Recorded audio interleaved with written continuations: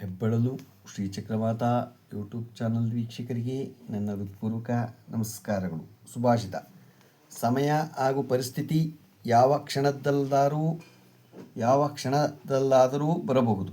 ಆದ್ದರಿಂದ ನೀವು ಯಾರಿಗೂ ಅಪಮಾನ ಮಾಡಬೇಡಿ, ಕೀಳಾಗಿ ನೋಡಬೇಡಿ.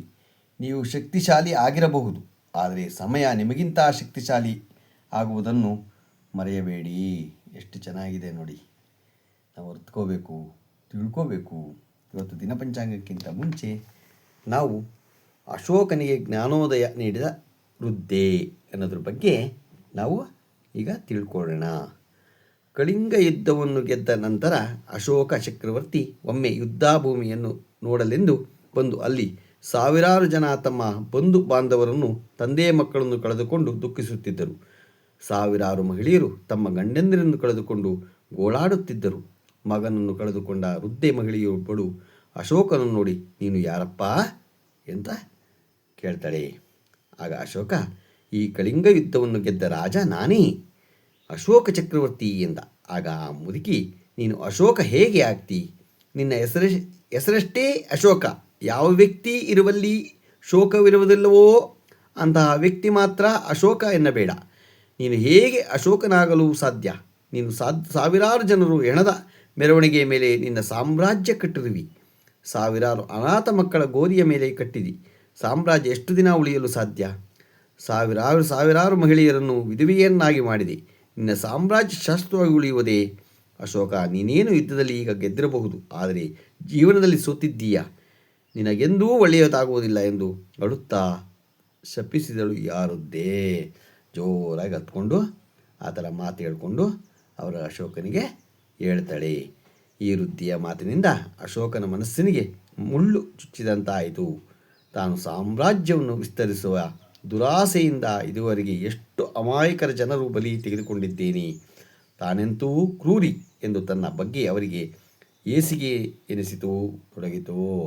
ನೋಡಪ್ಪ, ನಾನು ಎಲ್ಲ ರಾಜ್ಯ ಗೆದ್ದುಬಿಟ್ಟು ನಾನು ಏನು ಮಾಡಬೇಕು?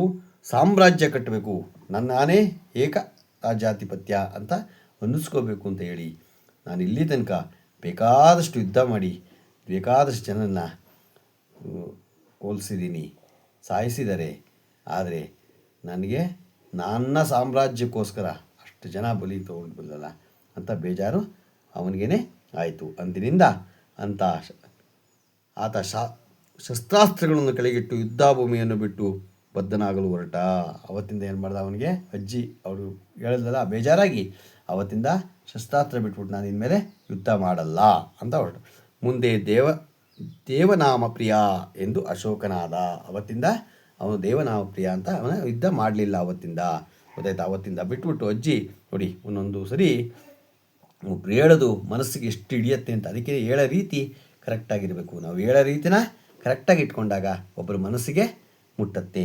ಇವತ್ತು ನಾವು ಅಶೋಕನ ಬಗ್ಗೆ ತಿಳ್ಕೊಂಡು ಈಗ ದಿನಪಂಚಾಂಗ ತಿಳ್ಕೊಳ್ಳೋಣ. ದಿನಾಂಕ 28/10/2025 ಮಂಗಳವಾರ.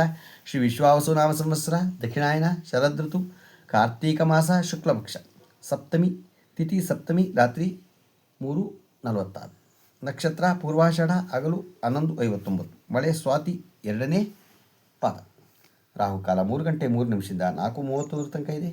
ಗುಳಿಕ ಕಾಲ 12:07ರಿಂದ 1:35 ತನಕ ಇದೆ. ಯಮಗಂಡ ಕಾಲ 9:11ರಿಂದ 10:39 ತನಕ ಇದೆ. ಇವತ್ತು ಯಾರು ಹುಟ್ಟುಹಬ್ಬ ಆಚರಿಸ್ಕೊತಿದ್ರು, ಮದುವೆಯಾದ ದಂಪತಿಗಳು ವಾರ್ಷಿಕೋತ್ಸವ ಆಚರಣೆ ಮಾಡ್ಕೊತಿರೋರಿಗೆ ನಮ್ಮ ಹೆಬ್ಬಳಲು ಶ್ರೀ ಚಕ್ರಮಾತಾ ಯೂಟ್ಯೂಬ್ ಚಾನಲ್ ಕಡೆಯಿಂದ ಶುಭ ಕಾಮನೆಗಳನ್ನು ತಿಳಿಸ್ತೀವಿ. ದೇವರು ಅವರಿಗೆ ಆಯಸ್ಸು, ಆರೋಗ್ಯ, ಐಶ್ವರ್ಯ ಎಲ್ಲ ಕೊಟ್ಟು ಕಾಪಾಡಲಿ ಅಂತ ಕೇಳ್ಕೊತೀನಿ.